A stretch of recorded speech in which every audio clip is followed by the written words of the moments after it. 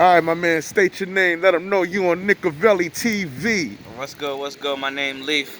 Man, follow my Instagram, Leaf the Great. Holla at me. I love the All Knicks. right, that's what it is. I'm you on Nickavelli TV. Nick fan, right? Right, Nickavelli. Shout out to Nickavelli That's too. what's up, man. You know I'm out here in the snow. You know I'm Right, putting it in. right. In the beginning of the storm Oh too. my God, man. Listen, man. Knicks is now in sixth place, man. Right. Finally, we doing good. And you give credit to Tom Thibodeau, the coach. Yes, I do. I like Tib. Tib teaching defense, and that's what we ain't have for years is defense. So you think the defense is what's making a big difference? Yes, I think defense wins games. That's what they say. That's what they've been saying. And why you say that? Because if you they gotta score less than you, so we have to play defense. Defense been winning in every sport for years. Offense puts up the number. We have to stop people from scoring. That's the most important thing. Okay, makes a lot of sense, man. And the Knicks has been doing that, man. Yes, they have. Yes, they have. They have been doing that, man. With a coach like Tom Thibodeau, who a lot was criticizing, saying that he was going to overwork the Knicks because he was a coach from Minnesota. He was a coach for the Chicago Bulls. Right. And they say he's a no-nonsense coach.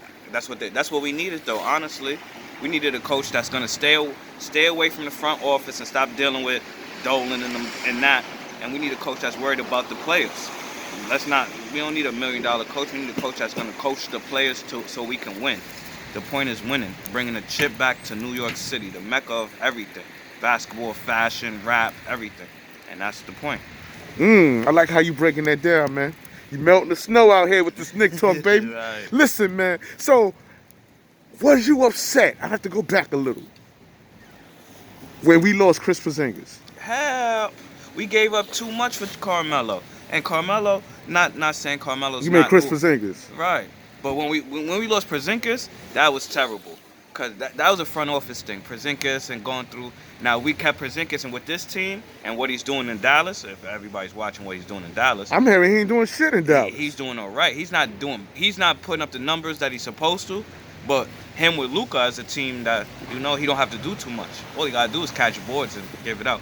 But losing Porzingis was the second worst mistake, I think, in my time of watching the Knicks was terrible. Then the Melo trade was terrible. Why? What you don't like about the Melo?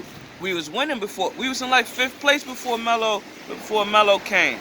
Stoudemire. We had a lot of players. We have Felton. Felton in his prime. Jeremy Lin. Right. And it's when Linsanity. All of that. And we gave all of that up for Carmelo. And Carmelo couldn't get us to the playoffs consistently. And we gave him hundreds of millions. Now, you say that, but don't forget, Carmelo Anthony could have went to the Miami Heat Right. and played with Wade Right. and LeBron, Right. and he would have had chips. Yeah. He Yeah. ain't do that. At least he stayed in New York. Right. He wanted to play here. But he didn't bring nobody with him. See, the difference between the problem with Carmelo and that trade was that he was supposed to say, yo, I'm going to the Knicks. You want to come? We could go get a ring. You see what Braun did? Let's go do that. And it's players that at that time would have played with Carmelo. Not now. You see what he's doing now. He's still halfway decent, but they would have came and played with Carmelo. Okay. Like, Melo wanted to be king of the city. I respect it. He just didn't earn the crown.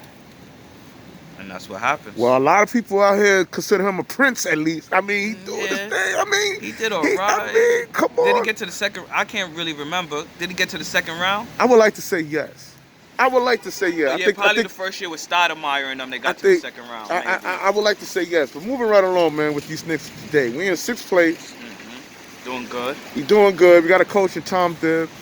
Yes. We got an offensive coach. Yes. I know you saying defensive games is what put you over the top. Yeah, that's what made me say, okay, Tibbs is doing this thing, watching games. They keeping people under 100. But what about the assistant coach and Mike Woodson? Mike Woodson ain't been with the Knicks since 2012, and he was the last coach that took us to the playoffs, man. Right.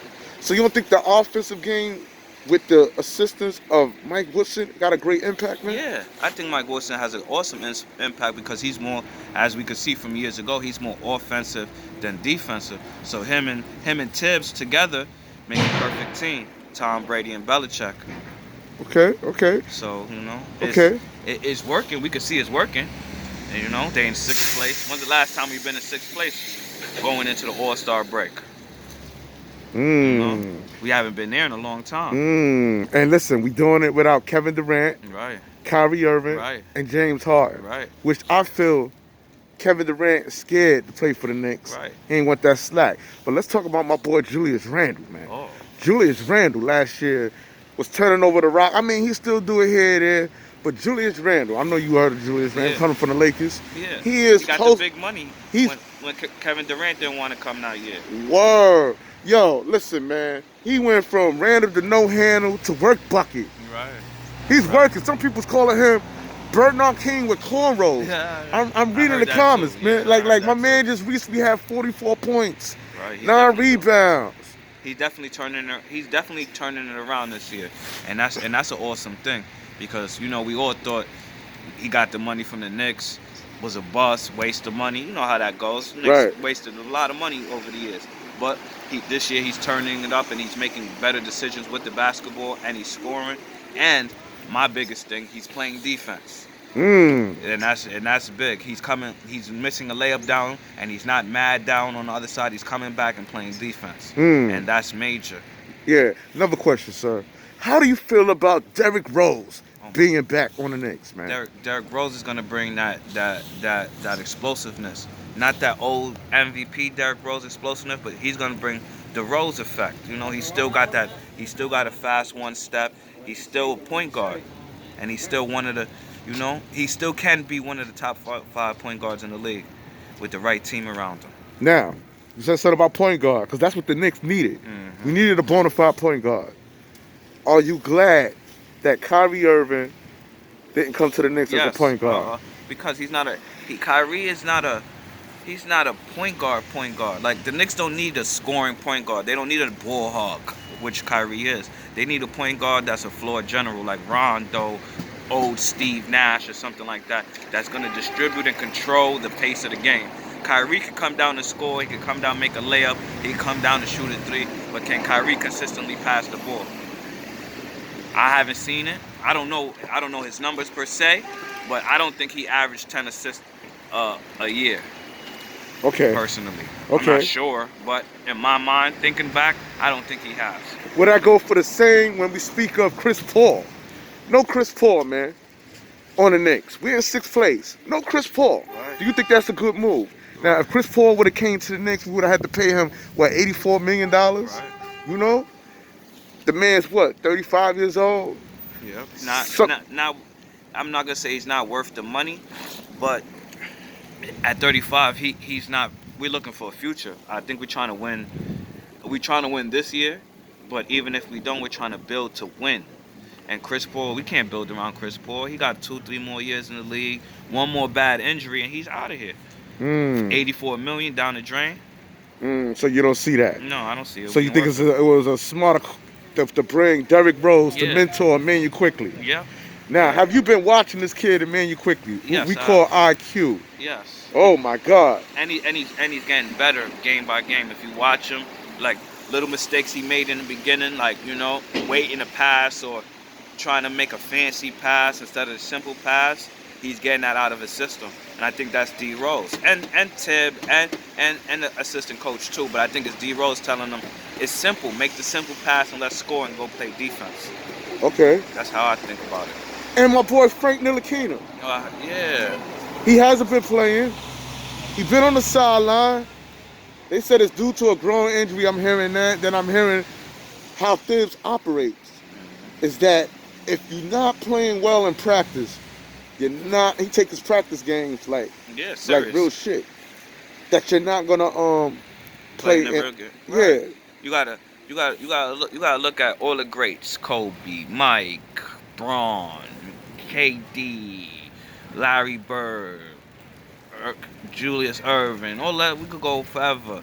They all was serious in practice.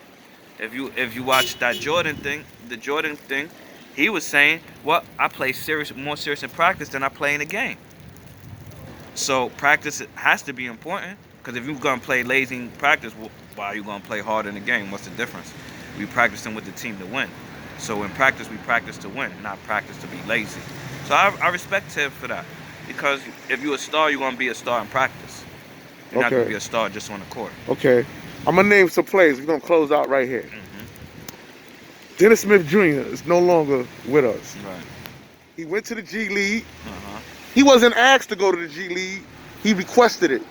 That was a good sign that he's seen that the Knicks is moving in the right direction. Mm-hmm. But on the flip side, when he heard that he was being traded to the Pistons, that's how he got Derrick Rose. He was smiling ear to ear. Do you think he got a reason to smile? No, because the Pistons ain't going nowhere. He had a better chance staying with the Knicks and being 6th place. The Pistons have no shot of winning. They about to give up Blake Griffin for free just to get rid of him. They gave up DeAndre Drummond, or whatever is Drummond, his last name. He had 18 boards. They not going nowhere. He has no reason to smile. Well, maybe the money. That he could feed his family, and that's it. Right. That's a reason to smile. Yeah. But to go to the playoffs or win a chip, he got no shot at that. Right at this point in time, not with the Pistons. They got a bigger regroup and build than we do. And with that being said, man, I want to thank you for coming on Nickavelli TV. Thank you. We in the goddamn blizzard. You know that, man? Right. This is what we call motherfucking Knick fans, man. Right. Out here. We don't care what the weather is, man. We take time, man. Right. We take time out here, man. Right. Shout out to the Knicks. And man, shout out to you, man. Nickavelli TV. Shout out to Nickavelli TV. And we out, man. What you gonna do? Make a snowman or something? Yeah, nah, make a snow angel, man. Oh, I hear you. Make a Nick angel out this bitch, man. That's what we're gonna do. Peace. Peace.